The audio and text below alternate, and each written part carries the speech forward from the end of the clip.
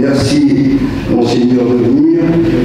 Que des souvenirs, en tout cas, je pense aux soins palliatifs, parce que c'est des choses tout à fait naturelles maintenant qu'on en parle, mais traité de mouroir, j'ai eu un journal qui était facette du Cambrésis à l'époque, disait quand on a créé l'unité soins palliatifs, comment peut-on faire des soins palliatifs à but lucratif.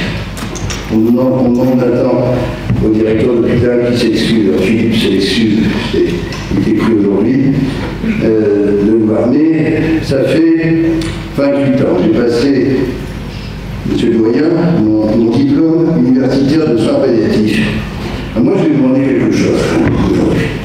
Parce que Sœur Lamour, qui était celle qui a créé le diplôme de soins palliatifs, elle a quand même été, puisque nous faire faire ce que j'ai fait, un diplôme de formateur en soins palliatifs, et après avoir travaillé une année, elle nous a dit écoutez, il faut faire un mémoire. On dit écoutez, ma mère, ma soeur, ça va dire. Donc je vais vous révéler mon diplôme aujourd'hui, qui a été fait, c'est peut-être le seul qui a été fait, c'était le premier diplôme qui a été fait à la Cato. En tout cas, voilà, donc 28 ans de diplôme, 26 ans de création d'unités soins palliatifs, vous voyez, donc ça donne effectivement un regard, ça donne effectivement beaucoup d'anecdotes, ça donne effectivement une réflexion. Alors, monsieur, Monseigneur, vous aviez choisi l'avant, le tout c'est savoir ce qu'il y en a après. Voilà, en tout cas, merci en tout cas d'être là, et je vais laisser la parole à Monsieur Baudouin, puisque effectivement cette soirée, si je puis dire, est co-animée par la clinique Sarraute, qui vous met à la disposition bien sûr des lieux, et également l'association de soins palliatifs qui a été créée maintenant il y a une trentaine d'années. Et M. Baudouin est maintenant président, donc il va vous dire quelques mots là-dessus.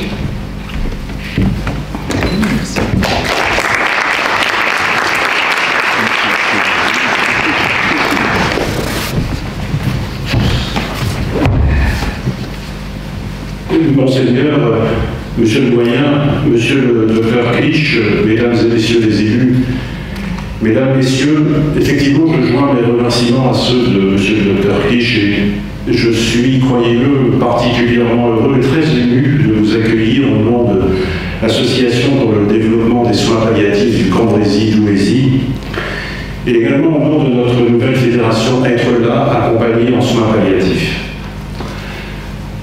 Je voudrais profiter de cette soirée où nous sommes si nombreux pour vous présenter mes collègues bénévoles qui incarnent réellement cette association. Sans eux, pas d'association, sans eux, pas d'accompagnement. Je voudrais qu'ils viennent me rejoindre au pied de l'estrade, s'il vous plaît, aussi bien les collègues de Cambrai que les collègues de Douai. Et pour illustrer une réalisation que M. le Dr Rige a bien voulu accepter dans ces établissements, Sandrine va illustrer ce petit propos par un petit morceau de flûte, puisque nous avons lancé une opération musicothérapie à la clinique de Cambrai et à la clinique de Marchienne, qui semble donner pleine satisfaction à nos patients. Je voudrais qu'ils citent leur prénom, c'est l'ASP Cambrésis. Antonia. Pascal. Jean-Pierre. Simona. Joanne. Jean-Claude. Maxime. Solange. Marie-France et votre serviteur. On peut les applaudir, je pense qu'ils le méritent.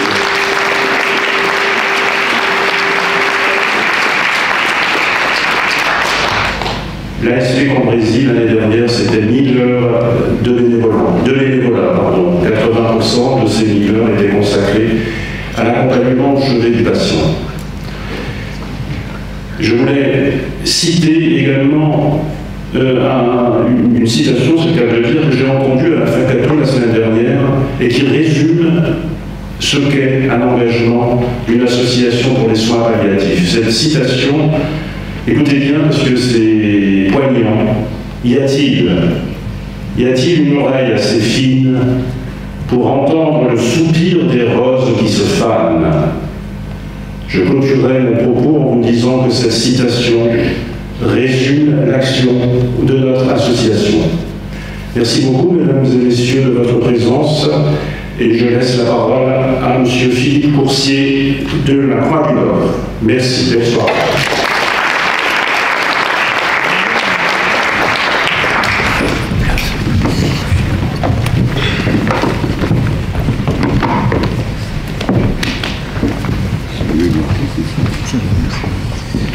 J'ai donc le plaisir de vous présenter dans cet écogymnase magnifique, éco-responsable, nos deux grands témoins de la soirée. Monseigneur Vincent Dolman, archevêque de Cambrai depuis août 2018. Vous êtes ici présent essentiellement au titre de la théologie, dont vous êtes diplômé par un diplôme d'études approfondies, un DEA. J'ai aussi relevé, Père, deux actualités vous concernant, toutes récentes. Votre lettre pastorale du 20 novembre dernier, dans laquelle le fil rouge, j'ai retenu ce slogan, rien sans les pauvres, rien sans les jeunes et rien sans les familles, ce qui souligne un peu votre souci du lien intergénération. Et puis pas plus tard qu'hier, dans le mensuel Église de Cambrai, que tout le monde ne lit pas, mais bon, moi j'y suis abonné, il y a quelques lignes sur le sujet de ce soir dans votre éditorial. Professeur Paolo Rodriguez, vous êtes doyen à la faculté de théologie de l'Université catholique de Lille, titulaire de la chaire Sciences, Technosciences et Foi, alors de l'écologie, donc c'est très moderne. Professeur, vous êtes docteur en sciences biomédicales et ce soir vous interviendrez essentiellement sur le thème de l'accompagnement, notamment la phase d'agonie, et sur le thème de l'éthique, puisque vous êtes théologien et éthicien en même temps, avec la prise en charge en fin de vie, notamment tout ce qui touche à la sédation profonde et continue. Notre soirée, je vais en terminer par là, s'intitule Spiritualité et fin de vie. J'avais regardé dans le dictionnaire philosophique quelle était la définition du terme spiritualité. Dictionnaire philosophique de André Comte-Sponville, qui est athée, comme vous le savez. C'est la vie de l'esprit, dit-il. Elle n'est pas la religion, mais elle est une dimension de la condition humaine. Pour le croyant, elle est rencontre, dialogue, histoire d'amour et de famille. Pour l'incroyant, elle est quand même l'universelle présence, silencieuse vérité, immanence. Alors peut-être qu'on en parlera dans les questions. Notre soirée, elle est à une semaine de la convention de fin de vie qui se tient vendredi prochain, 9 décembre, jusqu'au 19 mars 2023. La question qui est sur la table, c'est à l'invitation du Conseil économique et social et environnemental, le cadre d'accompagnement de la fin de vie est-il adapté aux différentes situations rencontrées ou d'éventuels changements devraient-ils être introduits? Donc c'est toute la mission qui sera remise à l'exécutif au mois de mars 2023, sachant qu'il y a eu un avis donc, du Comité consultatif national d'éthique le 13 septembre dernier, qui suggère donc de légaliser l'aide médicale à mourir. Voilà. Donc premier à intervenir, Monseigneur Dolman, 10 minutes, Père. Ensuite, M. Paolo Rodriguez. Merci à tous les deux. Merci Dr Clich pour votre invitation à la maison, chez vous. Et merci à tous et bonne soirée.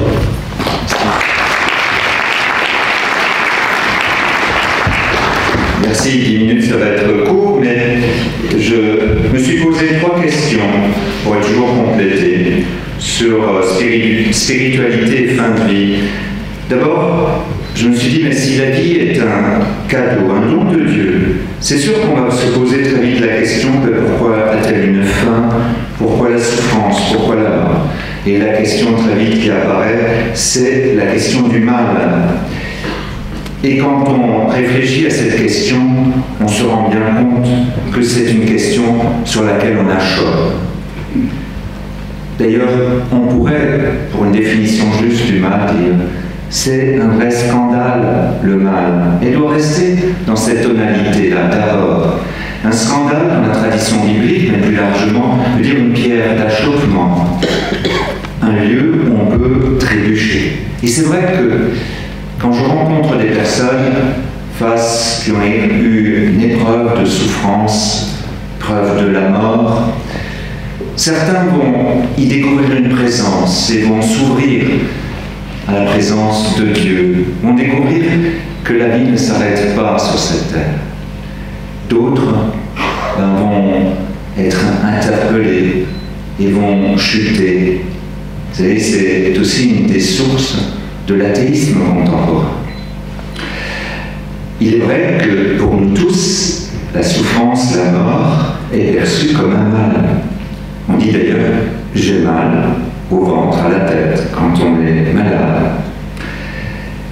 Il y a une approche rationnelle, philosophique du mal, qui essaye de justement distinguer le mal moral, le mal de la souffrance, et qui essaye alors de donner des catégories. Mais il y a aussi l'approche théologique, spirituelle. Naturellement, ce qui me concerne, c'est la tradition judéo-chrétienne. Le mal est toujours présenté dans son rapport à Dieu. C'est vrai que dans un premier temps, la Bible voit surtout le mal comme un péché. Mais il ne faut pas tout de suite chercher une responsabilité par rapport à la souffrance de l'autre, mais qu'il y a quelque chose qui s'est joué entre la créature et Dieu. Et nous avons un éclairage dans le livre de la Genèse, où nous disons, dès le départ, que Dieu a voulu ce monde bon, et qu'il y a donc un bien originel, une grâce originelle, un don de vie originel, qui est plus originel que le mal et que le péché. Et je crois que ça, c'est très important de le garder.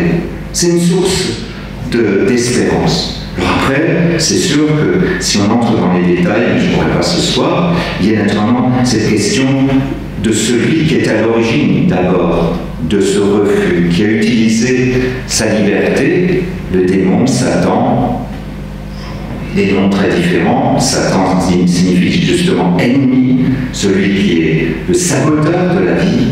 Démon signifie plutôt celui qui est un esprit mauvais qui attire vers le bas. C'est un être spirituel qui est jaloux d'être sans et qui refuse Dieu.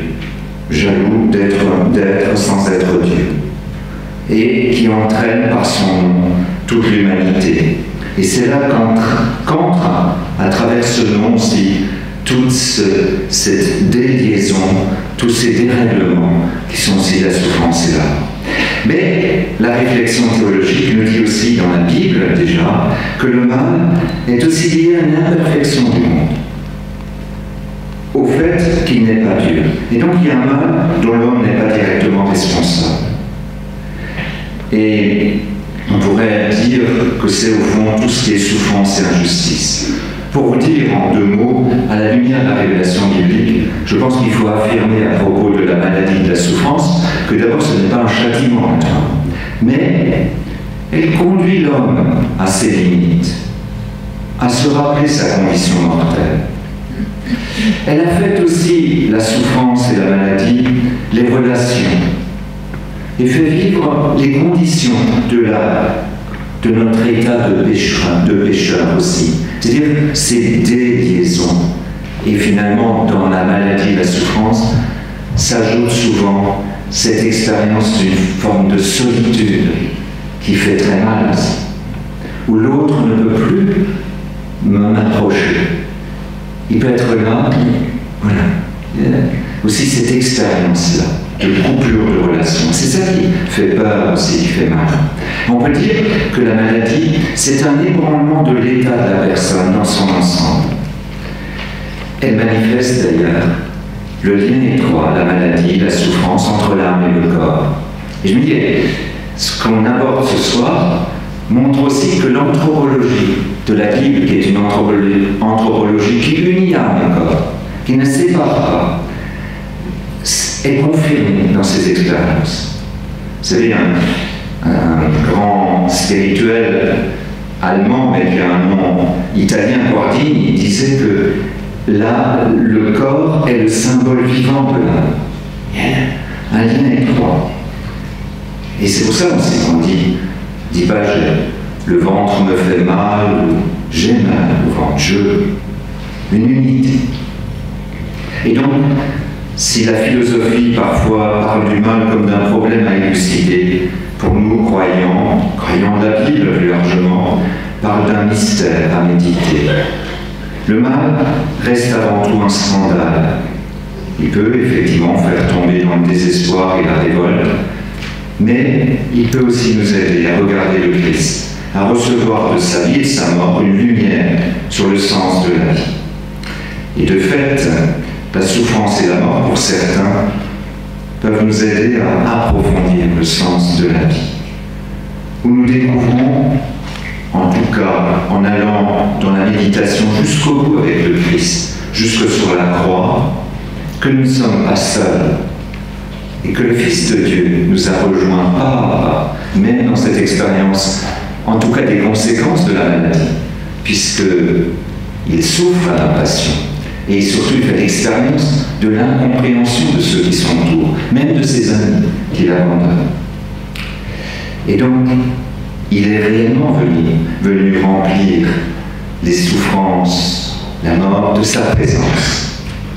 Mais à nous aussi, si nous comprenons cela, nous sommes invités à ne pas avoir un regard fataliste devant le scandale de la mort et de la souffrance, mais à chercher peut-être nous aussi à expérimenter une réponse face à cela, la réponse de Jésus, de l'amour. D'y mettre cet amour de Dieu qui s'est manifesté par le Christ. Cet amour pour nous, dans ce combat aussi, dans ce face-à-face avec la souffrance et la mort, c'est naturellement la prière qui manifeste cette lumière qui nous ouvre au plus grand que nous. Mais aussi cet amour qui nous invite au service. Et c'est pour ça que nous avions bien raison d'applaudir ceux qui ont à être applaudis aujourd'hui, ceux qui sont membres de ces groupes d'accompagnement auprès des malades dans des unités de soins palliatifs et tous ceux et celles qui cherchent effectivement à assurer une présence. Et vous, chacun d'entre nous, a une expérience de proximité avec un malade, avec quelqu'un qui est allé jusqu'au bout, jusqu'au dernier instant, nous avons été témoins.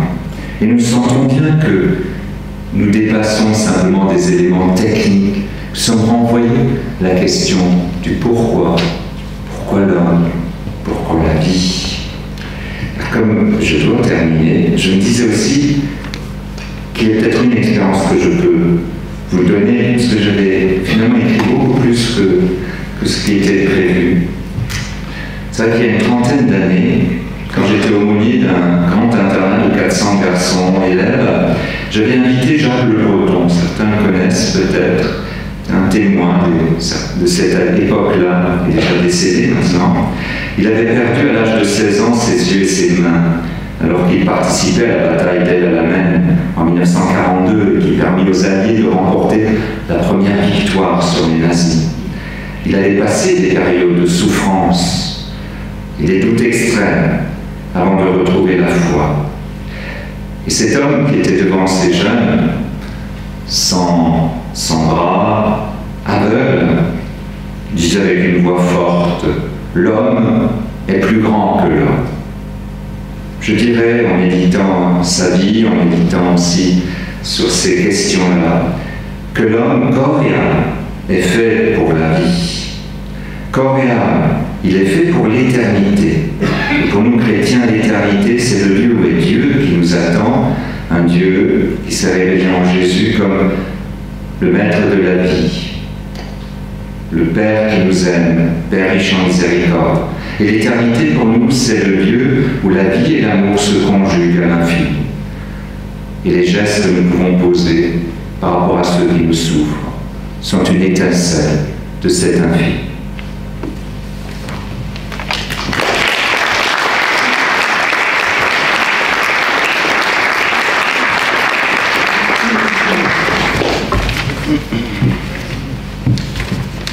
Voilà, je vais prendre la parole à Monseigneur, et merci d'avoir fait de la théologie, il est posé un discours un peu plus séculier, parce que là où je travaille, où je parle, pour soignants, médecins, pas tous partagent évidemment mes convictions religieuses.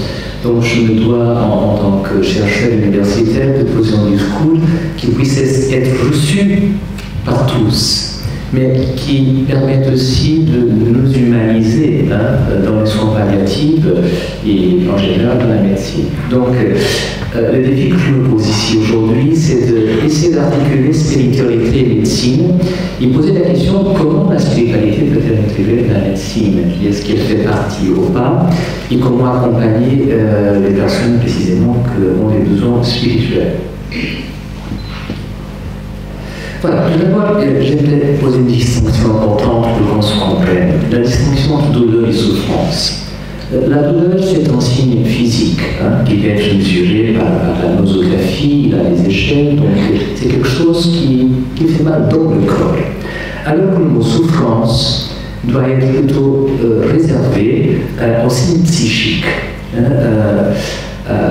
À la manière dont je vis tout cela, il y a deux axes à distinguer dans la souffrance, l'axe du soi et de l'autrui et l'axe de la sympathie. Donc je prends ici une analyse de Paul Ricoeur qui est très intéressante, qui nous permet de comprendre où est la personne souffrante et qu'est-ce qui se passe avec elle dans la relation aux autres et aussi dans l'action aux patients. Donc commençons d'abord dans cette distinction de douleur-souffrance, qu'il a plusieurs types de souffrance. Évidemment, quand le patient souffre, il dit « j'ai mal, docteur ». Et bonne chance au docteur de savoir de quoi souffre-t-il. Parce que j'ai mal, c'est une expression générale, mais où est-ce que vous avez mal? À la jambe? Est-ce que vous êtes déprimé? Est-ce que ça ne va pas? Qu'est-ce qui se passe avec vous? Évidemment, les douleurs physiques peuvent enduire, et induisent évidemment, une souffrance émotionnelle, psychique, existentielle, spirituelle, sociale. Évidemment que ces souffrances-là aussi peuvent influencer le ressenti de la douleur physique. Donc, douleur et souffrance interagissent entre elles et se conditionnent mutuellement. Quoi qu'il en soit, il s'agit toujours d'une souffrance globale. Cécile Sanders a parlé de total pain, la souffrance globale du patient. Et donc, quand quelqu'un dit « je souffre », je n'ai pas encore compris de quoi il souffre. C'est pourquoi il faut échanger, lui demander, pour voir quelle est la dimension de son être qui est affectée. Est-ce que c'est son corps? Est-ce que c'est sa psyché? Est-ce que c'est son âme? D'accord, s'il vous plaît. Bon, analysons qu'est-ce qui se passe avec le patient dans l'axe soi-autrui. Pour ceux qui souffrent, le rapport à l'autre devient extrêmement difficile. C'est moi qui souffre et pas l'autre. Et donc, le souffrant va se sentir unique dans sa souffrance. Personne ne peut se substituer à moi, même s'il est à côté de moi. D'autre part, le souffrant fait l'expérience de la solitude. Personne ne peut souffrir à ma place, c'est moi qui souffre. Parfois, ça va presque jusqu'à la détestation d'autrui. Les autres sont en bonne santé, et c'est moi qui souffre. Le patient qui se révolte contre le soignant, contre le médecin. Et finalement, parfois, la victimisation. J'étais élu pour souffrir. Cela m'arrive parce que l'enfer de se faire souffrir, il ne suffisait pas la douleur, il faut encore souffrir du sens qu'on lui donne. Donc, dans cet axe, le patient peut être enfermé sur soi ou ouvert à l'autre et à l'aide. Encore une fois. D'autre part, dans l'axe de l'action et de la passion, celui qui souffre expérimente la limitation de l'action. Il est évident que quand on entre l'hôpital, on perd son identité. On ne décide plus rien. On se laisse faire. Mais le souffrant expérimente l'impuissance de dire. Ça veut dire de mettre des mots sur ce qui lui arrive. Il expérimente l'impuissance à faire. Je n'en peux rien. L'impuissance à se raconter, à reprendre l'histoire de sa vie, à reprendre le récit de sa vie. Et finalement, l'impuissance à s'estimer soi-même comme agent moral, puisqu'il ne décide plus rien.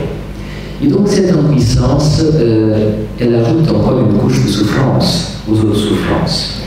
Donc, dans cet axe agitatif, le patient peut être dans la passivité, il se résigne, ou il peut être encore dans l'action. Ainsi, la personne se situe quelque part dans ces axes, fermé sur soi ou ouvert à autrui, dans l'action ou dans la passion. Et cette grille de Paul Ricoeur nous permet de mieux comprendre la personne que nous avons accompagnée qui est devant nous. Est-ce qu'elle est fermée en elle-même? Est-ce qu'elle est ouverte à la relation et à l'aide? Est-ce qu'elle est dans la passivité et elle se résigne à ce qui lui arrive? Ou est-ce qu'elle est même dans la collaboration et l'activité? Et selon la position de la personne, notre action sera évidemment différente dans l'accompagnement. Je vous conseille beaucoup ce petit livre de Paul Ricoeur qui s'appelle « La douleur n'est pas la souffrance ». Voilà, mais de quoi parlons-nous quand on commence à distinguer les dimensions de la souffrance? Ici, les exemples que je donne, c'est une petite liste, on pourrait l'élargir. La dimension physique, tout le monde connaît, c'est ce que j'expérimente dans mon corps, ça fait mal, docteur. Ce traitement, ça fait mal. Nous connaissons la dimension de la douleur, et Dieu sait comme elle peut être intense. Mais passons à un type de souffrance. Dans la dimension psychique de la personne, qu'est-ce qui se passe? Parfois, peur d'avoir mal, de perdre la tête, d'entrer dans la folie, de ne pas guérir, voire la peur de mourir. La peur de ne plus être digne d'être aimé, d'être abandonné par des siens, la peur de la solitude, la peur des pertes, se perdre les autres, perdre sa maison, son habitat, son emploi, perdre sa dignité. La malaise identitaire ou l'image de soi, je ne me reconnais plus dans ce corps souffrant. Devant le miroir, je ne suis plus le même et je ne sais pas ce que je suis devenu par cette maladie. Je suis défiguré d'une certaine manière. Ou voir même un état dépressif qui exige une intervention médicale adéquate. Mais il y a d'autres souffrances qui arrivent aussi quand on est en soins palliatifs, en fin de vie, la dimension sociale de la souffrance. Ça veut dire, je ne suis plus pour ma famille, pour mes amis, voilà, j'ai été les piliers de la maison, et voilà, je suis ici en soins palliatifs à l'hôpital. L'égrandement de la vie du couple, quand la personne est malade pour longtemps, la peur de perdre son emploi, donc d'être substitué, les difficultés économiques qui viennent du fait d'être un arrêt maladie, l'isolement social, etc., la solitude. Et finalement, il y a une dimension plus profonde de l'être qui peut être ébranlée et qui est certainement cette dimension existentielle, spirituelle de la personne. En fin de vie, nous sommes affectés par cette conscience de la finitude. Ça veut dire que le projet de vivre peut terminer. La mort est une possibilité maintenant réelle pour nous. Vous savez, Freud disait « personne ne croit à sa propre mort ». Et je vous le prouve, nous sommes tous convaincus qu'aujourd'hui, on va rentrer à la maison, n'est-ce pas? Et que demain, on ira à l'emploi, oui, on espère, mais ce n'est pas certain. Mais on n'y croit pas. Ça veut dire que la mort devient très concrète en fin de vie, parce que je sais que je suis ébranlé par la maladie, donc il a une conscience de finitude qui peut être très difficile à gérer si l'on n'a pas fait le parcours réflexif avant. Les Grecs nous avaient appris que la meilleure manière de se préparer à la mort, c'est de l'anticiper, c'est de la penser. Vous savez, mourir, c'est lâcher prise de tout, surtout de soi-même. Et ça ne s'improvise pas au dernier instant, ça s'exerce dans la vie. Il faut apprendre à lâcher prise pour finalement, en fin de vie, tout lâcher. Voilà, ça va être très difficile. Une petite anecdote, on va raconter qu'un monsieur de 90 ans rentre en son palliative et on lui annonce sa mort prochaine. Il était choqué parce qu'il n'y avait jamais pensé. Un homme à 90 ans est surpris qu'on lui annonce sa mort prochaine. Ça veut dire que cette conscience de finitude peut être très difficile à gérer. D'autre part, la question du sens de la vie. Le sens de la mort émerge aussi du sens que je donne à ma vie. La maladie, la souffrance, voire le non-sens de tout ça. Angoisse, désespoir, l'esprit troublé, peur de se perdre dans la mort, qu'est-ce que je deviendrai par cette mort? Pour ceux qui sont religieux, la question peut être difficile, la question du salut. Est-ce que j'ai bien vécu? Sentiment d'être abandonné. Voilà, le spectre de souffrance est large, mais voilà, elle fait partie de notre vie aussi. Mais voilà, pour bien accompagner, et merci Monseigneur d'avoir déjà parlé de l'anthropologie, c'est que si je veux bien accompagner, je me dois d'avoir un modèle anthropologique qui me permet de comprendre la personne que j'ai devant moi. Et donc, un modèle anthropologique purement matérialiste, qui penserait que la personne est matière, ne saurait pas répondre à toutes les questions qui se posent en fin de vie. Non plus un modèle qui révélerait toute dimension à la psyché, le psychologisme. J'ai besoin de penser une dimension spirituelle de la personne pour pouvoir bien accompagner les personnes en fin de vie, parce qu'il y a des besoins qui émergent en fin de vie qui sont des besoins spirituels. Ce ne sont pas des besoins psychiques, ce ne sont pas des besoins physiques, ce sont des besoins spirituels. Donc cette petite figure que j'aime beaucoup, ça s'appelle la Kiskelle, 3 jambes. Elle a une continuité. Je peux distinguer 3 dimensions, mais je ne peux pas les séparer. En ciel, la personne humaine, je suis corps, psyché, esprit, 3 dimensions, toutes liées, tout est lié, et que je ne peux pas séparer. Donc si je veux bien comprendre la personne enfant de vie qui souffre et qui était ébranlée dans son être, je dois admettre tout de même qu'il a dans cette personne une dimension spirituelle qui renvoie à la question des valeurs, du sens, de la haute transcendance, voire d'une transcendance tout autre. Et donc je tiens beaucoup à ce modèle, et c'est ce que j'enseigne quand j'enseigne en médecine aux soignants. Je leur dis, mais il y a une dimension spirituelle de la personne qu'il faut reconnaître. Tout d'abord en vous-même. Parce qu'évidemment, si je pense que le mental est mon âme, je ne veux pas découvrir la dimension spirituelle d'autrui. Donc pour reconnaître la dimension spirituelle d'autrui, il faut d'abord que j'ai reconnu cette dimension en moi-même. Or, vous savez, l'âme et l'esprit ne sont pas évidents, même à nous-mêmes. L'âme et l'esprit, ce n'est pas mon mental, ce n'est pas ce que je pense. Ça, c'est un produit mental, mes pensées. L'âme et l'esprit sont beaucoup plus profonds en nous. Nous y avons accès parfois. Parfois, l'âme et l'esprit viennent à notre conscience, mais ils sont beaucoup plus profonds en nous. Notre plus intime, c'est ça notre âme. Et évidemment, quand on y parvient, on découvre beaucoup de choses. Or, ce qui est intéressant de voir, c'est que déjà dans la littérature médicale, il a la référence à la spiritualité. Par exemple, l'Organisation mondiale de la santé dit déjà, en 1990, on qualifie de spirituel les aspects de la vie humaine liés aux expériences qui transcendent les phénomènes sensoriels. Bon, c'est une définition très restrictive, évidemment, mais bon, elle nous vient de la médecine, s'il vous plaît.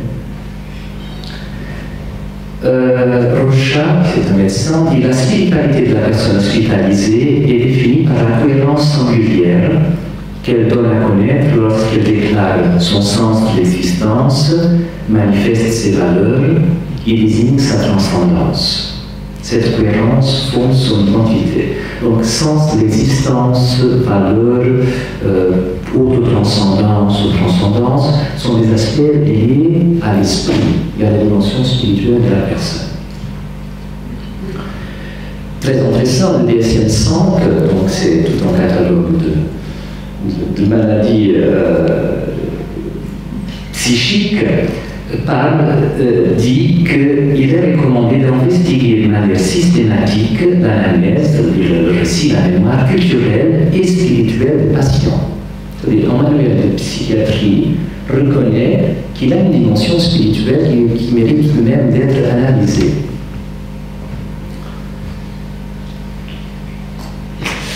Voilà, la charte de Bangkok de OMS aussi dit que la promotion de la santé repose sur ce droit essentiel de l'homme. Il offre un concept positif et complet de santé comme déterminant de la qualité de la vie qui recouvre également le bien-être mental et spirituel. Donc c'est très intéressant de constater que même dans la réflexion biomédicale, la dimension spirituelle est désormais reprise et elle est importante. Et donc, elle appartient d'une certaine manière aussi à la médecine. Et ça, j'ai déjà dit, vous pouvez passer. Merci. Voilà. Alors, évidemment, on parle beaucoup au milieu médical des besoins spirituels. Un besoin spirituel du patient. En quoi consistent ces besoins? Bon, il y en a plusieurs modèles. Un des modèles qui nous vient de Suisse, qui sont très avancés là-dessus, le modèle Steve, sens, transcendance, valeur et aspects psychosociaux. C'est-à-dire que la dimension spirituelle du patient renvoie en premier lieu à la question du sens de ma vie. Et n'oublions pas que la maladie interrompt le sens de notre vie, que la maladie introduit une interruption de notre existence, et parfois c'est très difficile de reprendre le récit de la vie. Vous entrez chez votre médecin généraliste, il vous annonce un cancer incurable. Là, la vie s'interrompt. Il choque est tel ordre que le patient, la personne souffrante, va avoir du mal à reprendre le récit de sa vie et du sens. Et donc, le sens appartient bien et bien à la dimension spirituelle de la personne. D'autre part, la dimension de la transcendance, ce qui n'est pas ici, ce qui renvoie ailleurs, de la haute transcendance de la personne, mais aussi une autre transcendance qu'on peut nommer ou ne pas nommer. Ça peut être quelque chose de plus grand que moi-même, ça peut s'appeler Dieu, ça peut s'appeler pour un bouddhiste nirvana, mais ça veut dire quelque chose qui est au-delà de. C'est ça la transcendance, c'est ce qui n'est pas de ce monde, qui n'appartient pas à ce monde. Les valeurs de la personne à quoi elle tient finalement appartiennent aussi à l'ordre spirituel. Et finalement, tous les aspects psychosociaux de l'identité entrent ainsi dans les besoins spirituels. Donc, quand on accompagne un patient, il est important de faire de toutes ces questions-là. Ce modèle a même tout en cadre avec des questions à poser pour voir quelle est la dimension de la personne qui est affectée. Voilà, par exemple, comment ça se passe dans une unité de soins palliatifs? Il a la prise en charge de cette dimension spirituelle. Voilà, l'homonie, où la personne en charge fait un peu l'évaluation du besoin de la personne.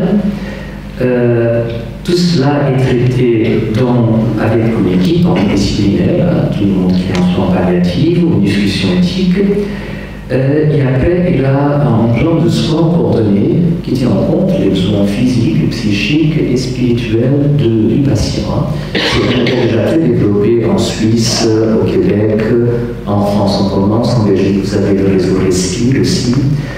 Mais évidemment, la question se pose et va se poser de plus en plus, comment prendre en charge la dimension spirituelle du patient en soins palliatifs. Voilà, et c'est là que commence notre discernement devant la personne. Un discernement qui est important sous le risque de ne pas pouvoir aider la personne.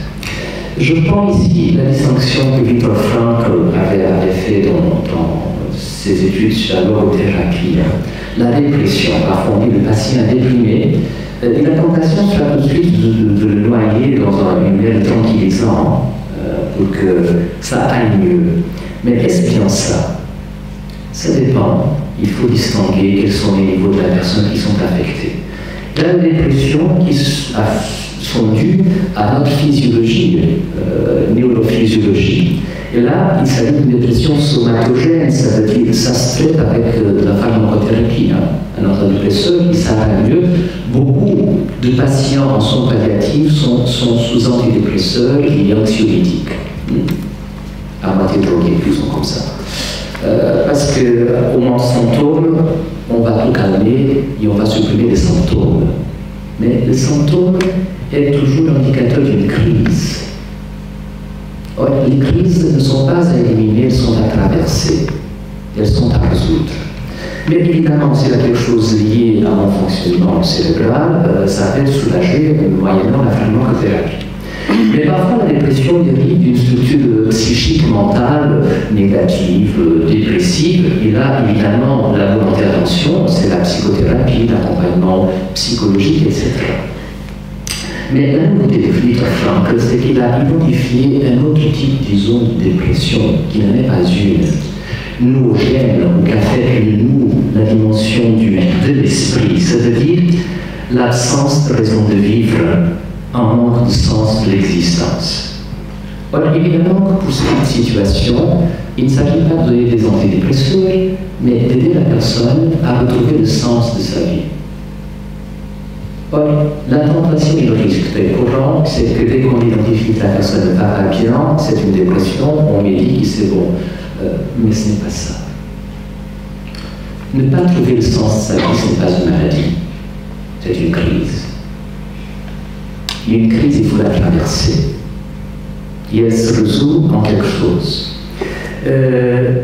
Il y a encore un autre stade, c'est la détresse spirituelle, qui est encore une autre chose. C'est la personne religieuse, spirituelle, qui en fin de vie se sent démunie, ne retrouve plus son Dieu, ne sait plus prier, se sent vide.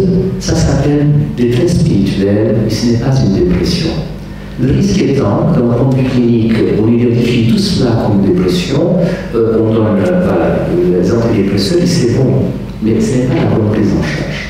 Donc, il faut évidemment tout un discernement très, très fin et profond pour savoir quelle est la dimension de la personne qui est affectée et donc quelle est la bonne intervention. De quoi parle-je? Cette souffrance existentielle ou spirituelle est une forme de souffrance qui dérive d'une perte ou d'une interruption du sens, du propos ou de l'espérance de la vie. C'est une définition d'un médecin, c'est déjà récent de retrouver ça dans la littérature biomédicale. Or, ce n'est pas une maladie. Ne pas avoir le sens de sa vie, ce n'est pas une maladie ni physique, ni mentale, ni spirituelle, c'est une crise. Et donc, pour une crise, il faut le bon accompagnement, c'est ce qu'il faut. Ça peut être aussi, Murata, c'est en japonais, et c'est très intéressant de voir que les Japonais produisent énormément d'études en fin de vie sur des questions de souffrance existentielle. C'est le sujet de ma thèse en sciences biomédicales, la souffrance existentielle, et la question éthique, est-ce que la sédation est une bonne réponse à la souffrance existentielle? Et donc, Murata dit que c'est la souffrance provoquée par l'extinction de l'être et du sens de soi. Au fond, c'est la crise de la finitude. Mais voilà, est-ce que la crise de la finitude est-elle une maladie à traiter ou est-elle une condition de la personne humaine qui doit se rendre compte qu'effectivement, la vie n'est pas due, elle est en don, et que la vie commence et qu'elle termine, et que ça c'est tout à fait naturel, et que ce n'est pas un drame. Mais cette crise s'installe, et vous savez comment ça s'appelle cette crise de fin de vie, où s'installe cette souffrance de l'extinction de l'être, de la finitude. La tradition l'a appelée agonie. Non, l'agonie, ce n'est pas cette souffrance du patient, le pauvre qui... L'agonie, c'est une crise, l'agonie, c'est une lutte vite. L'agonie, c'est une lutte avec soi-même. Une lutte que l'on tend de plus en plus à éliminer, mais c'est une crise.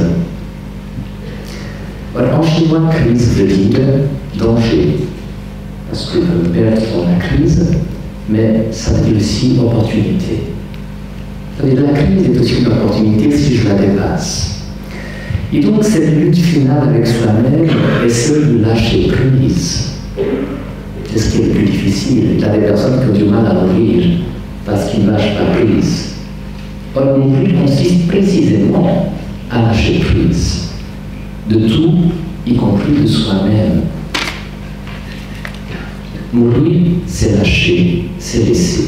Je suis encore très impressionné de mon stage en soins palliatifs où je reçois un monsieur qui entre en fin de journée, il était déjà pas mal, il pouvait parler, et toute sa préoccupation, enfant de vie, il va mourir dans quelques heures, c'était son portefeuille qui était dans le coffre de la chambre et qu'il ne voulait que personne ne l'apprenne.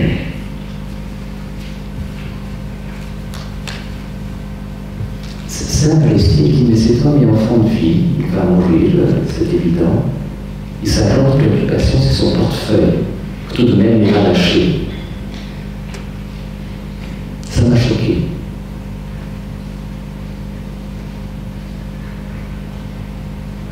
Vous savez, en riche, quand il meurt, combien en est-il? Vous savez, en riche, quand il meurt, combien en est-il? Il laisse tout. Comme tout le monde par ailleurs. Donc, mourir, c'est lâcher prise, et ce n'est pas une crise facile. S'il vous plaît. Vous pouvez continuer. Donc, je voulais vous parler de cette détresse spirituelle en fin de vie. Maintenant, on va au niveau spirituel. Qu'est-ce qui se passe avec les patients qui sont religieux, spirituels en fin de vie, et qui semblent être dans le désespoir? Il a un ébranlement de la foi. Il a des interrogations sur le sens de la vie et de la mort.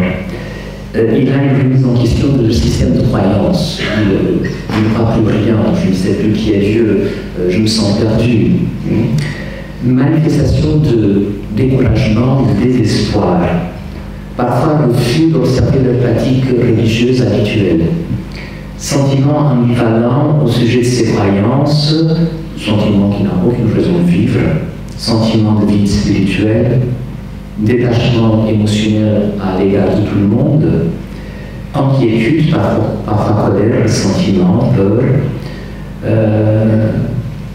C'est pourquoi la détresse spirituelle ne doit pas être confondue avec une dépression au niveau psychique. La détresse spirituelle est quelque chose qui affecte la dimension spirituelle de la personne. Donc dans ces situations-là, ce n'est pas le psychiatre qu'il faut appeler. C'est l'aumônier ou quelqu'un, ou l'imam, n'importe la personne qui va accompagner l'autre dans sa foi et ses croyances religieuses. Ils sont des états très communs. La détresse spirituelle en fin de vie, c'est une épreuve qu'il faut savoir traverser et qu'il faut savoir accompagner. Voilà, il a même des dispositifs pensés sur en Suisse pour évaluer cette détresse spirituelle, STAT, Spiritual Distress Assessment Tool. Donc c'est un ensemble de questions qui aident à voir quel est l'état de la personne et pourquoi elle est dans cette détresse spirituelle. Donc ça veut dire qu'il a cette ressource déjà disponible pour aider les accompagnateurs à évaluer l'état de la personne. Il y a évidemment, ça implique une formation. Bon, je vais donner quelques éléments tranquilles sur la question de l'accompagnement qui me semble important. La souffrance est en soi un mal. Donc, la souffrance n'est jamais bonne. Et donc, tout d'abord, poser toujours un discours qui veut justifier la souffrance, c'est encore faire pire. La souffrance n'a pas de justification en elle-même, elle est en mal. Chercher la causalité, la finalité amène à des impasses et des contradictions. Ce qu'il faut regarder, c'est le sujet qui souffre, qui est unique. Et aussi l'aider à chercher un sens dans ce temps de souffrir, puisqu'il a un temps de souffrir.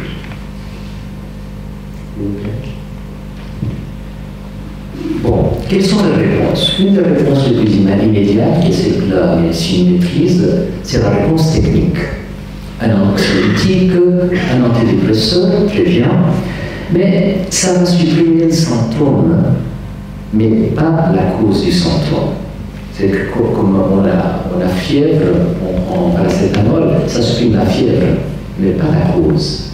Alors, cette personne est déprimée et en désespoir, je peux toujours être tenté de la calmer avec des anxiolytiques, voire commencer une sédation, et après tout s'en aller bien.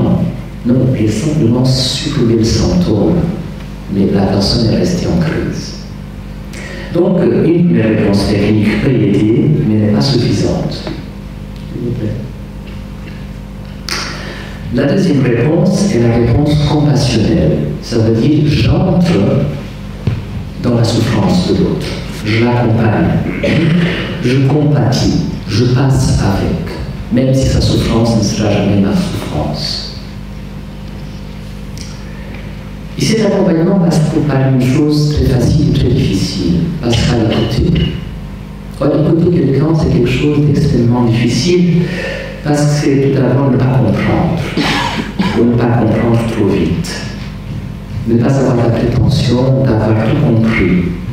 Il a toujours des non-dits derrière ce que l'autre dit. Il a tout ce que je n'ai pas compris. Et donc il faut comprendre ce qui n'est pas dit, et ce qui n'est pas encore compris.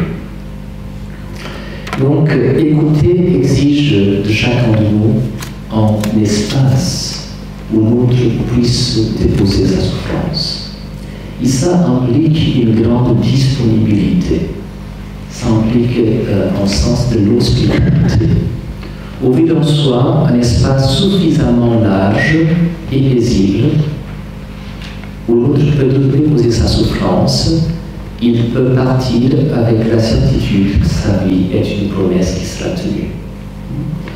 Et ça, c'est extrêmement difficile d'écouter. C'est extrêmement difficile d'être là sans projeter sur l'autre nos doutes, nos peurs, nos questions, nos réponses.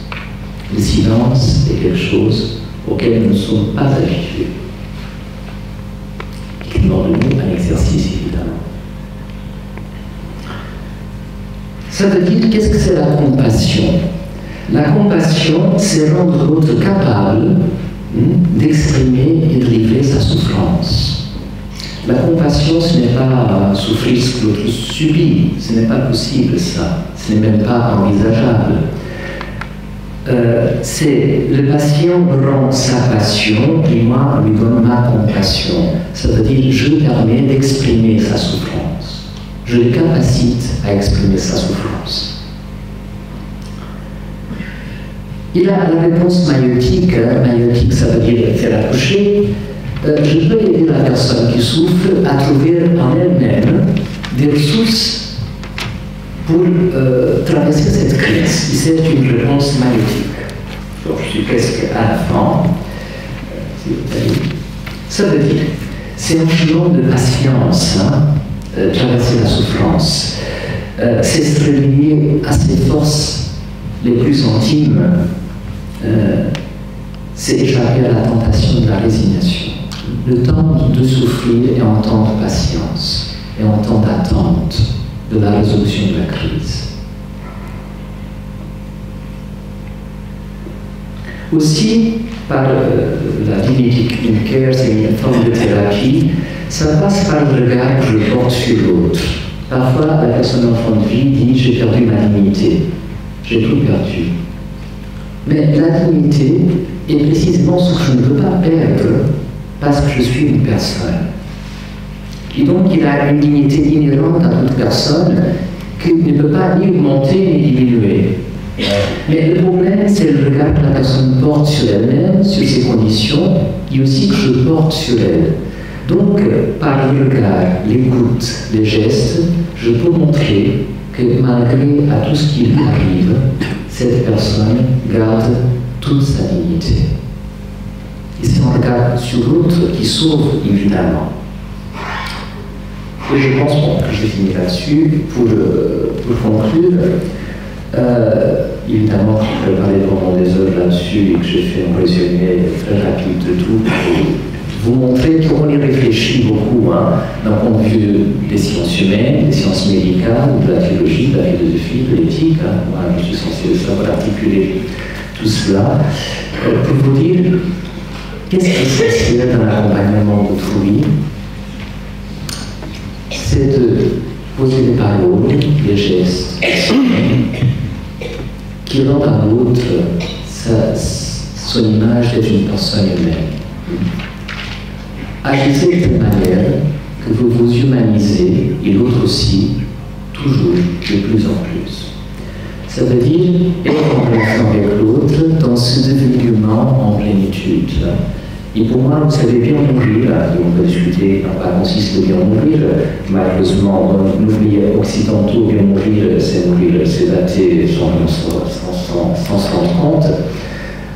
J'espère mourir bien vivant en me rendant bien compte de cet instant. Mais c'est pouvoir traverser cette phase finale avec un sens, avec un horizon, avec une destinée. Et donc, nous tous qui accompagnons les personnes, c'est ça qu'on peut leur offrir. Les accompagner vers leur destinée, vers leur horizon, vers le sens qu'ils donnent aussi à leur vie et à leur mort. Donc, je vous remercie.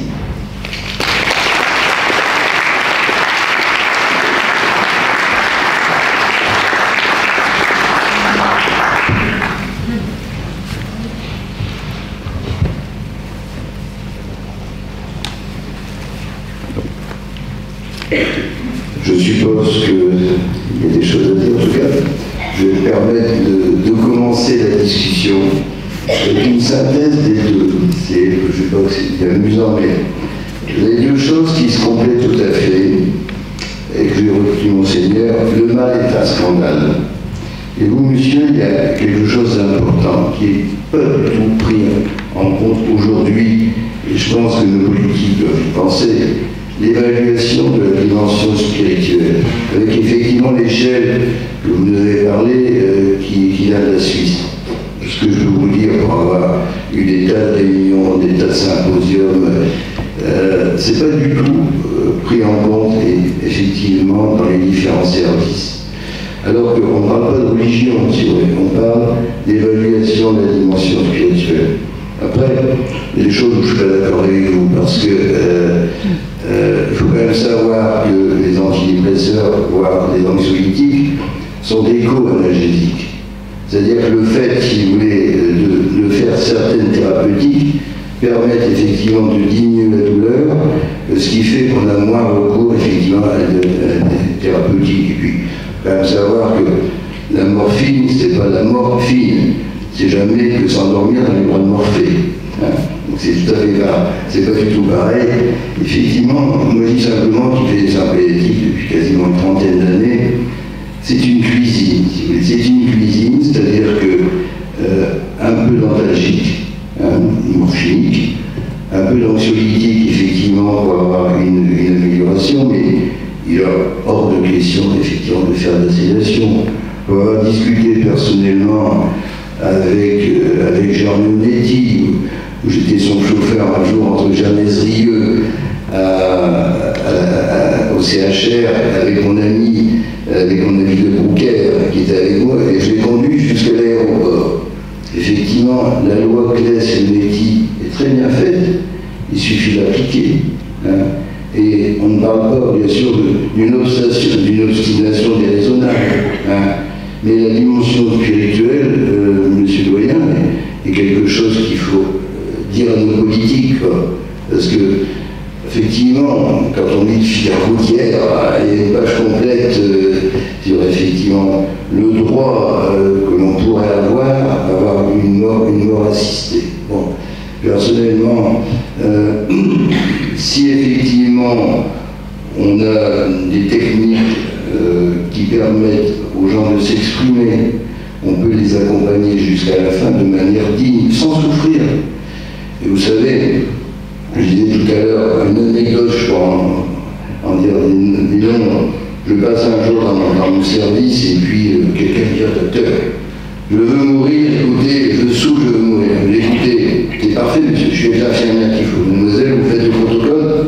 Il me dit « Bon, écoutez, on va réfléchir une journée. » Je dis « Laissez-moi 48 heures. » Effectivement, j'ai ce monsieur qui tenait un petit manège de chevaux de bois. Pendant jusque le temps de sa mort, on a eu un tour gratuit. Je passais, je dis, monsieur, encore un tour gratuit, docteur. Il n'avait plus envie de mourir. Et on discutait de sa vie, on discutait de ce qu'il avait fait dans sa vie, effectivement. Et il était accompagné avec les psychologues, parce que tout ça, je dirais néanmoins, c'est un vrai métier, et ça ne s'impose pas. C'est pour ça que votre enseignement, monsieur, en tout cas, que j'ai suivi, et que d'autres ont suivi aussi, est assez extraordinaire, parce qu'on ne parle pas de religion, on parle effectivement d'un accompagnement. Vous savez très bien que l'enseignement est multiculturel, et même en Angleterre, de Suisse, de Belgique, Hollande, on parle d'euthanasie, et on se met en place. Mais l'évaluation de la dimension spirituelle, je crois quand même le dire à celui qui est chargé par le gouvernement de diriger cette équipe de bénévoles, en tout cas je puis dire, qui va être tiré au sort, et qui est le responsable du projet de loi. Il y a quand même quelque chose qui ne va pas. On ne peut pas être jugé parti, et je pense que c'est des choses qu'il faut revoir avec nos hommes politiques, certainement, puisque on ne peut pas. C'est quand même anachronique, et vous savez très bien que ce soit la Société française d'accompagnement et la douleur, en tout cas, toute la religion, le pape, on a des amis qui peuvent être ici présents, en tout cas oui, qui sont allés rencontrer le pape il y a quelques temps en délégation, et je parle des gens ici présents, on a Marianne ici présente. Le pape, en tout cas, a bien redit, Monseigneur, je pense que vous êtes le porte-parole, que l'Église est contre, en tout cas, la sédation active. Je ne sais pas, Monseigneur, qu'est-ce que vous en pensez? J'ai un micro. Bien sûr, il y a une réponse aussi pastorale des évêques de France. Il y a un beau document qu'on a essayé de proposer en méditation mort ou à ta victoire, qui ne s'adresse pas simplement aux chrétiens, mais à l'ensemble de la population, qui invite à réfléchir sérieusement et à prendre en compte la question de l'accompagnement des soins palliatifs, en montrant qu'il y a bien là un chemin, une expérience. Et derrière toutes ces questions, il y a malheureusement souvent aussi peut-être des raccourcis, parce qu'il y a le vieillissement de la population, parce qu'il y a des tas d'éléments. On peut se poser la question, où est encore la personne humaine, quel est encore le sens du bien commun, il n'est pas simplement dans un ajout et une recherche d'accumulation de biens matériels, mais aussi un bien qualitatif et spirituel, le bien commun, et dont nos responsables politiques ont aussi un devoir, un peu dans ce sens-là, tout à fait. Tout à fait. Le pape a utilisé l'invitation, a été très ferme dans l'invitation à tous, et particulièrement aux élus, de veiller aussi non seulement à l'accueil, mais aussi à prendre soin. Prendre soin, veiller, c'est-à-dire toute la thématique du temps de l'Avent, et dit quand on prend soin, on prend soin de toute la personne, et de la personne sur tout son chemin, de la conception jusqu'au dernier souffle. Parce que sinon, on introduit des catégories, sinon on fait des distinctions. Et qui va les faire? C'est pas... Et qui osera le faire? Dire celui-là, il a le droit de continuer à vivre et l'autre non.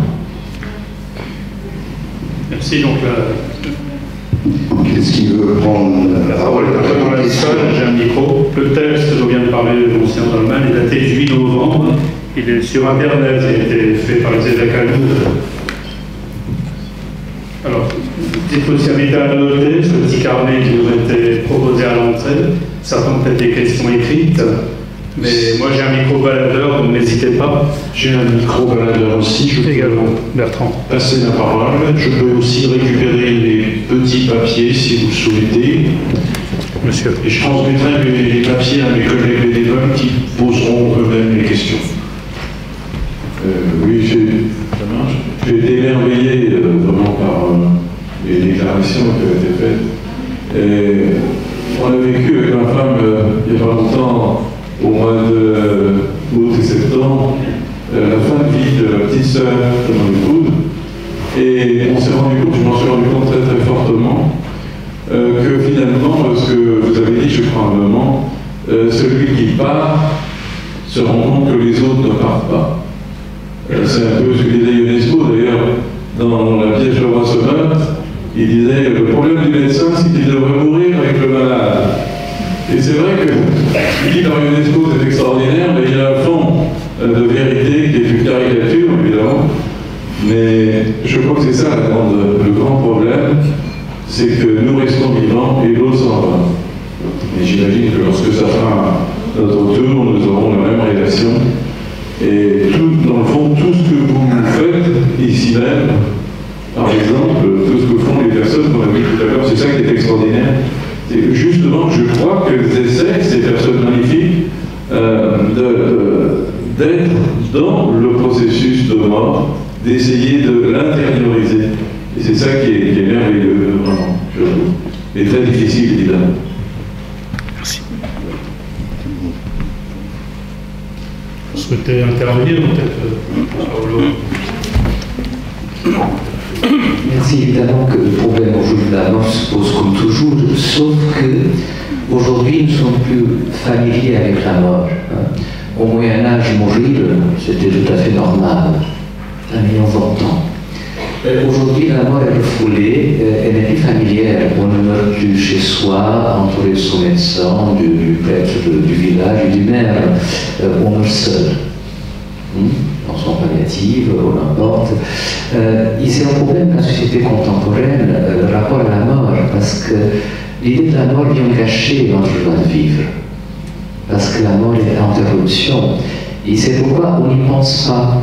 Alors, comme j'ai dit, toute la culture classique va dans le sens que l'unique manière de maîtriser la mort, ce n'est pas ni les rites anticipés, ni la sédation, ni l'euthanasie. L'unique manière de maîtriser la mort, c'est de l'anticiper, et c'est de lâcher prise. Alors, nous sommes dans le temps de la maîtrise de la mort, la construction de la manière de mourir. Le monsieur qui entre en soins palliatifs, il dit « je veux une sédation profonde pour 18 heures ». Bon, c'est pas possible, ça ne fonctionne pas comme ça. Mais c'est un problème de la maîtrise. Et c'est un problème d'accepter les limites. Or, nous y sommes aujourd'hui. D'une part, une certaine forme de hubris, de prétention de pouvoir, même sur la mort, et donc le but de la médecine serait de ne pas nous laisser mourir, ce que c'est une grande erreur. Le but de la médecine, c'est de nous monter en bonne santé. Donc le problème du pouvoir, de la technique, et d'autre part, notre rapport difficile aux limites, à l'acceptation des limites, à l'acceptation que pas tout est possible. Or, il y a une lecture de la Genèse, cet bel épisode de Adam, le fruit, etc., nous montre qu'une vraie liberté se structure par les limites, précisément. Qu'une toute-puissance, ce n'est pas une vraie liberté. Nous avons du mal avec et une chose et l'autre, et la maîtrise et les limites. Et donc, on ne va pas s'en sortir de cette question d'euthanasie, sédation, si nous ne changeons pas de perspective.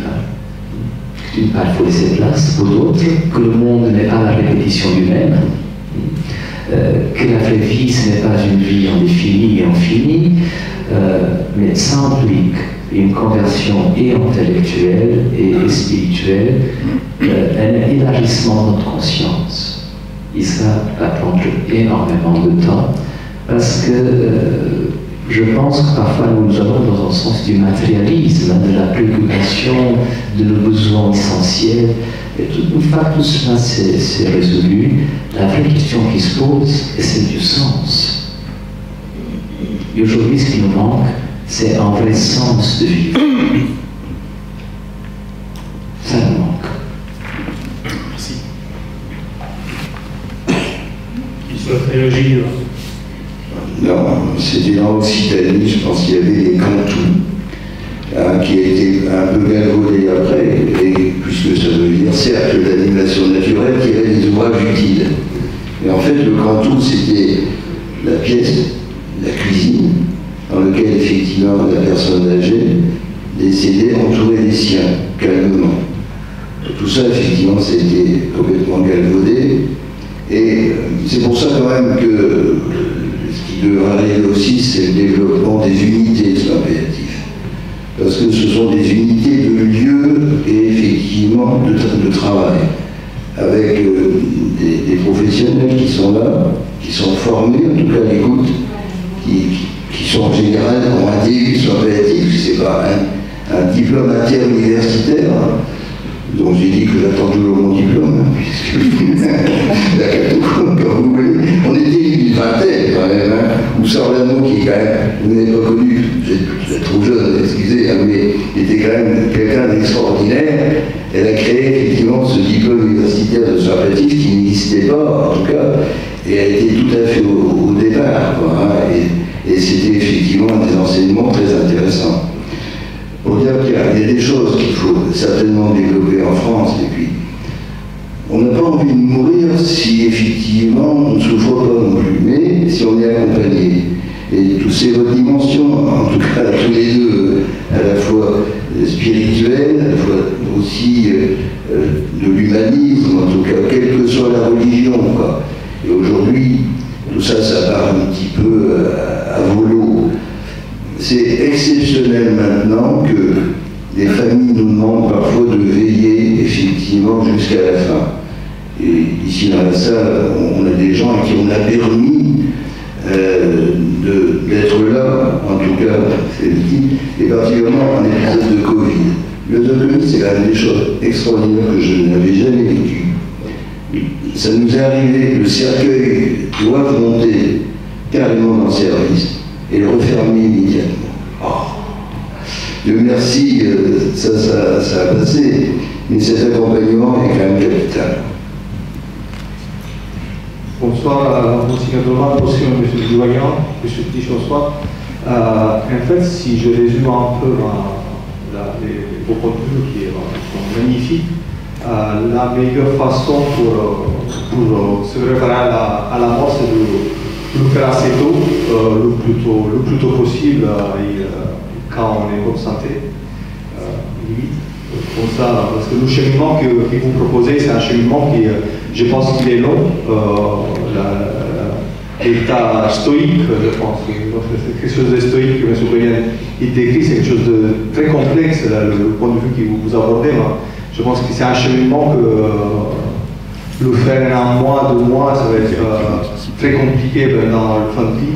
Donc c'est vraiment quelque chose qu'il faut entamer assez tôt, limite. Il faudra penser à la mort quand on n'est pas malade, limite, parce que quand on découvre à la fin, pour beaucoup, ça devient un peu tard.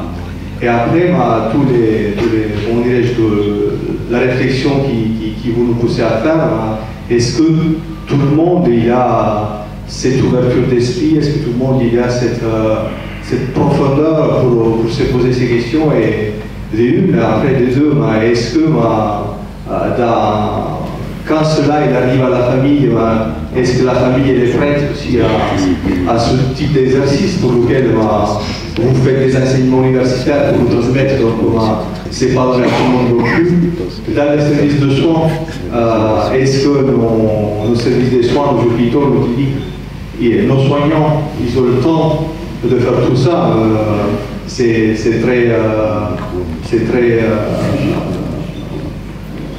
très demandeur de temps. Et après, je terminerai avec une chose qu'on oublie souvent, parce que ce que vous proposez, c'est une prise de conscience de la mort, mais c'est ce qu'on oublie souvent, c'est aussi les enfants, l'oncologie pédiatrique et le soin palliatif chez les enfants, où tout ce que vous venez de dire, c'est mis à zéro, parce que ce type de questionnement, quand vous avez un autre type de vision des choses, ça perd tout en notre sens, et pour le malade, et pour la famille, et pour les soignants. Je pense que vraiment, il faut s'y prendre tôt, le plus tôt possible, Et quand on est des enfants, souvent on l'a pas eu, du coup, c'est plutôt des questions auxquelles on n'a pas forcément de réponse, mais c'est comme des questions qu'on se pose. En tout cas, merci beaucoup pour l'organisation, M. Clich, et à vous tous pour les réponses. Merci, je réponds. Il a un dispositif pensé pour penser sa mort aujourd'hui qui s'appelle directive anticipée. Ça veut dire le patient avec son médecin généraliste pense ce qu'il souhaite en fin de vie, est-ce qu'un traitement, pas d'achèvement thérapeutique. C'est une manière de déjà penser à son avenir, je dirais pas à sa fin, mais à son avenir. Évidemment qu'il ne faut pas trop définir, et quand je dis penser à la mort, ce n'est pas s'obséder avec la mort, même que la vie ne soit plus possible, mais c'est intégrer la mort dans la vie. Ça fait partie, la mort et la vie, la mort sont comme le paix qui se pose et qui se lève dans la danse. Ça fait partie de mon existence. J'aime beaucoup cette belle idée de Théâtre Chardin, donc paléontologue et théologien. Nous sommes des êtres spirituels qui traversent une existence humaine. Je traverse. La plus belle image que je me suis donnée à moi-même, je suis comme un fleuve qui traverse une existence et qui va vers un océan. Et donc la vie c'est ça, c'est traverser, c'est lâcher, mais vers une destinée, vers un horizon. Le drame de notre temps, c'est qu'on n'a plus d'horizon. L'homme a effacé l'horizon, il a effacé l'horizon et disparu lui-même. C'est pourquoi on parle aujourd'hui de l'homme dépassé. Nous avons supprimé les grands récits de sens, nous avons supprimé les grandes finalités, nous avons supprimé tout horizon. Et en supprimant l'horizon, nous sommes supprimés nous-mêmes. Donc, on vit dans le nihilisme, rien n'a de sens, tout se vaut également. Ce qui est important, c'est vivre ici maintenant, et après on verra. Évidemment que cette attitude fondamentale ne prépare pas bien la mort, parce qu'elle ne prépare pas précisément à lâcher prise. Une question ici.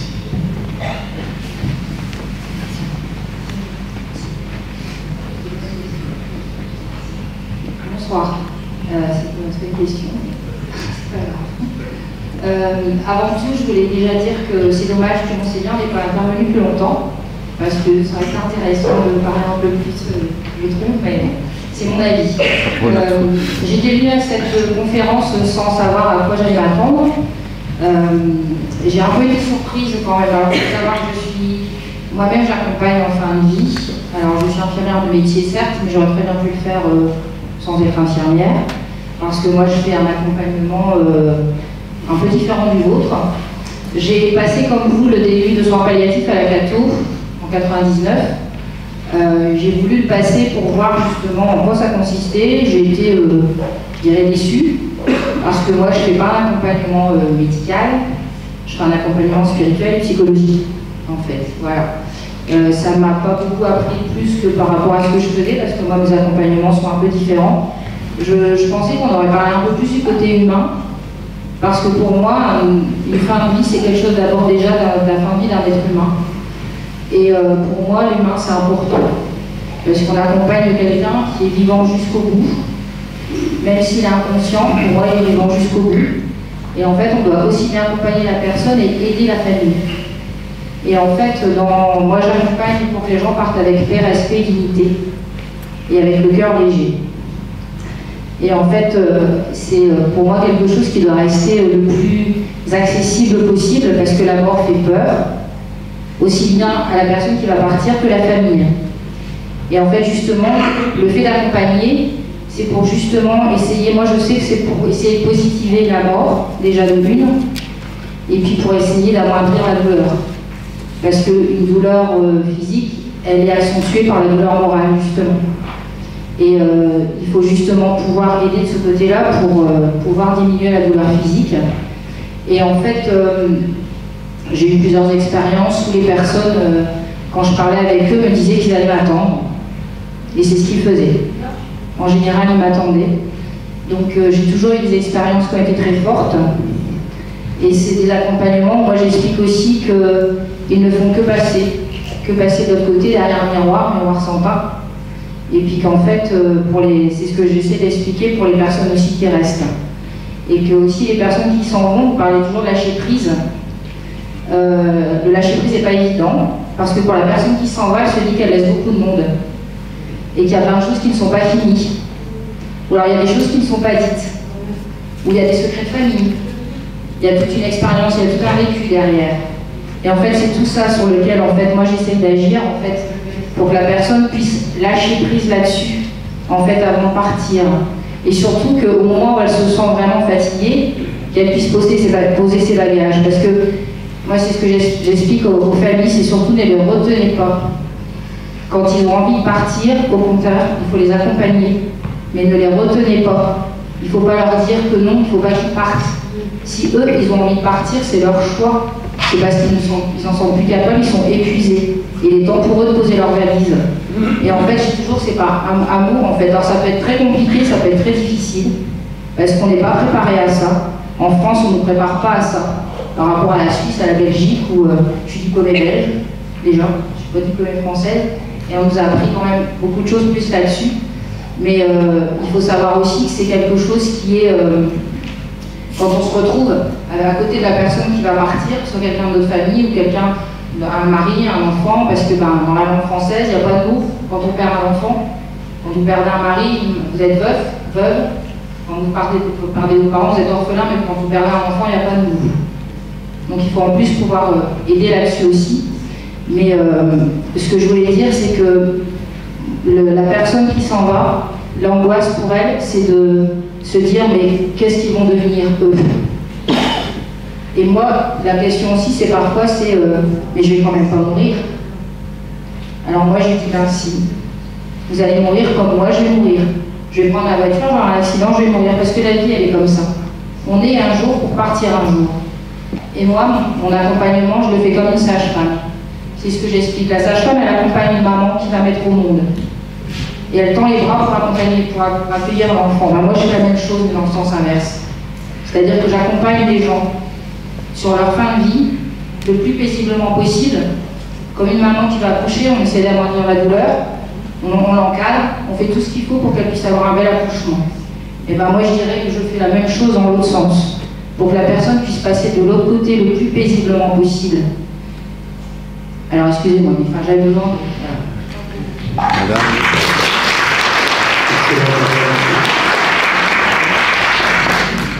Madame, je vais me permettre de rétablir une vérité. J'ai moi-même passé un DU et un DIU de soins palliatifs à la fin de Cato. J'ai un profond respect pour les enseignants de très grande qualité qui ont dispensé cette formation. Et mes collègues bénévoles et moi-même accompagnons une personne, un individu, et également la famille. Et nous sommes tous concernés, et j'aime à citer souvent cette phrase de Corneille: j'ai été ce que vous êtes et vous serez un jour ce que je suis. C'est le leitmotiv, enfin c'est la ligne de conduite de mes collègues bénévoles, et nous accompagnons, non pas un union de chambre, nous accompagnons un frère semblable qui s'éloigne de la vie. Est-ce qu'il y a d'autres questions?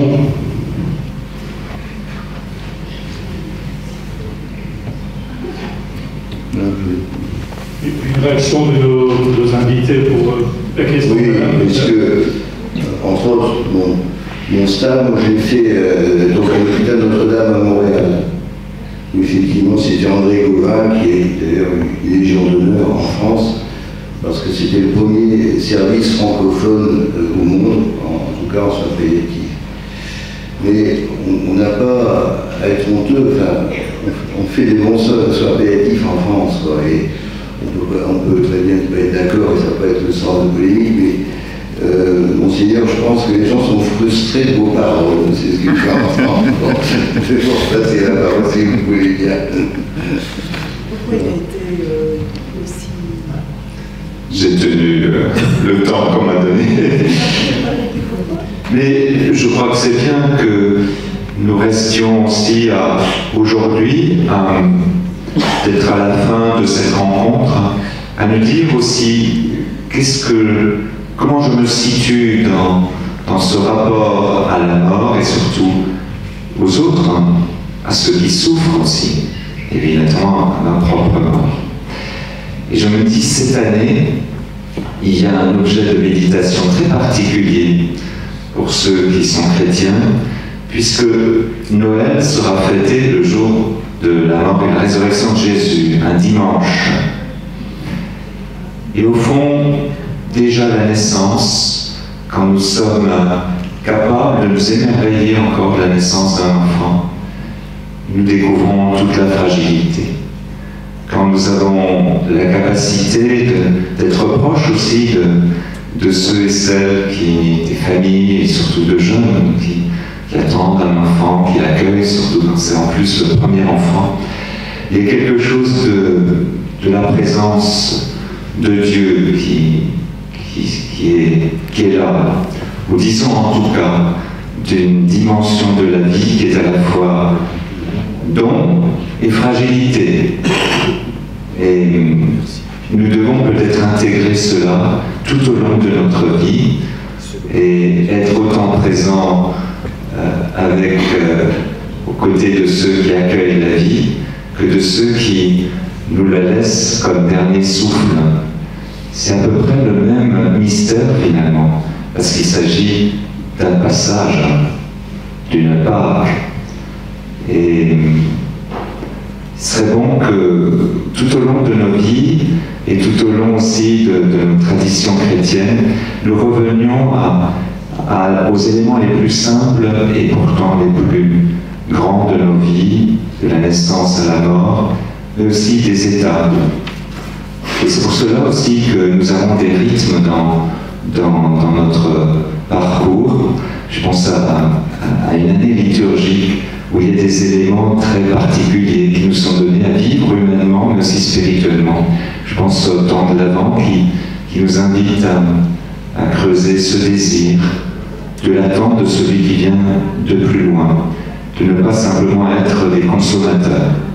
Et puis il y a le temps de carême, avant Pâques, qui nous invite aussi à nous poser la question de quoi je peux déjà m'entraîner à me dépouiller pour découvrir justement quelque chose de plus grand et découvrir que la vie ne se mesure pas simplement à des performances, à un avoir, mais se mesure à qualité de relation et à mon ouverture à celui qui frappe à ma porte, qui est le Seigneur, le maître de la vie, parce que la vie nous appartient pas. Elle est toujours un cadeau, quel beau cadeau, et que nous avons à estimer, que nous avons à accompagner la nôtre et celle des autres, et que nous avons surtout à préparer pour qu'elle puisse être accueillie par celui qui nous l'a donnée, par Dieu lui-même. Voilà mon message. Voilà, je pose une parole en disant nous sommes de temps en temps de discussion sur des questions sociétales, de la vie, de la mort, du début de la vie, du début de la fin de la vie. Évidemment, ce qui se joue en arrière-fond, c'est toujours une certaine conception de la personne humaine. Tous les débats bioéthiques, en arrière-fond, ont un conflit d'anthropologie. Évidemment que nous ne sommes jamais d'accord par rapport à la question qu'est-ce que l'homme? Qu'est-ce qu'une personne humaine? Qu'est-ce que finalement une vie accomplie? Alors, il me semble qu'il faut restituer le débat précisément là, comme vous disiez bien, dans la dimension spirituelle et le sens, ça veut dire qu'est-ce que c'est bien mourir et qu'est-ce que c'est une vie humaine accomplie. Et donc la mort devient non quelque chose de terrible et tragique, mais qu'elle soit pensée comme moment d'accomplissement d'une existence. Pour les uns, un point final. Pour les autres, 2 points. Mais quoi qu'il en soit, un moment d'accomplissement de mon existence où tout se concentre. Mais évidemment, nous ne sommes jamais d'accord par rapport à ce qu'est-ce qu'une personne humaine, qu'est-ce qu'une vie digne, qu'est-ce que bien mourir. Toutes ces questions sont répondues par des horizons culturels, religieux, spirituels très différents. Donc nous ne pouvons pas attendre que toute une société, qu'elle soit française, européenne, asiatique, parvienne à une vision commune de ces aspects. nous devons vivre ensemble, évidemment, et un État doit légiférer pour l'ensemble d'une communauté.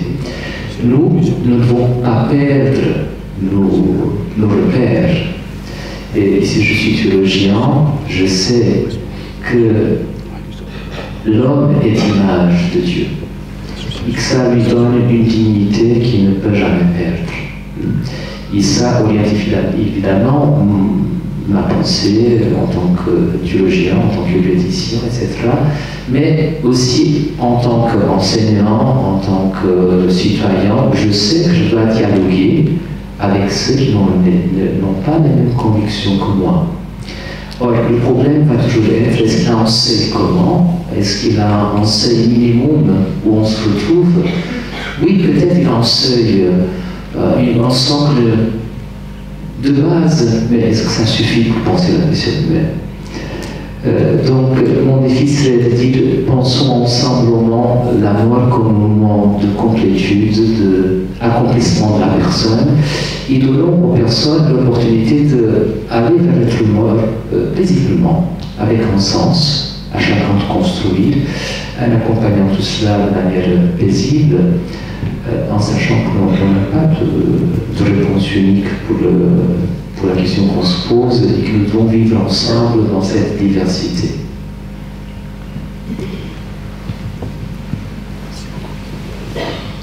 On peut encore prendre une dernière question, sinon c'est peut-être monsieur qui n'est pas encore intervenu. Un médecin.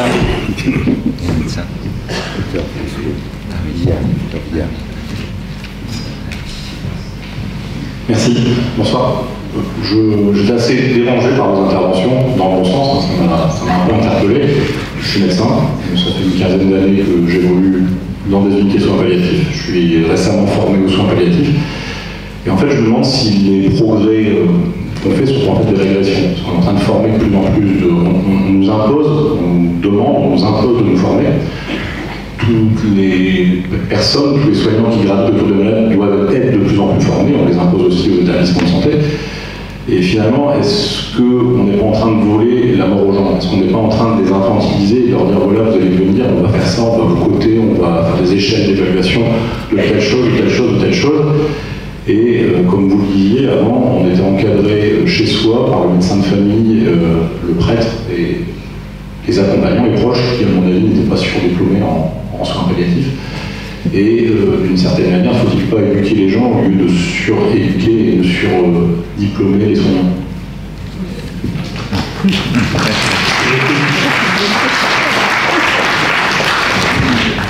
C'est plus une réflexion aussi.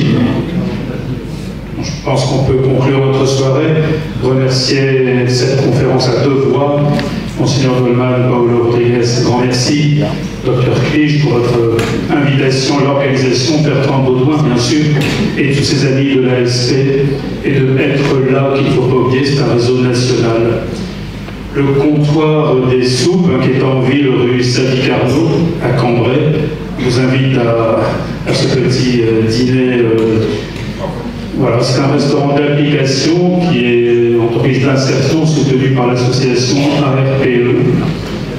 Voilà, pour les plateformes de l'emploi. Sans faire de publicité, le quotidien La Croix, qui sort un hebdo tous les samedis, mais pour les abonnés aujourd'hui, a fait sa une aujourd'hui, choisir sa mort. C'est vraiment sur le thème de notre soirée. Voilà. Et puis le texte des évêques, mort, où est ta victoire, daté du 8 novembre, sur Internet. Bon retour, grand merci, et à bientôt, j'espère.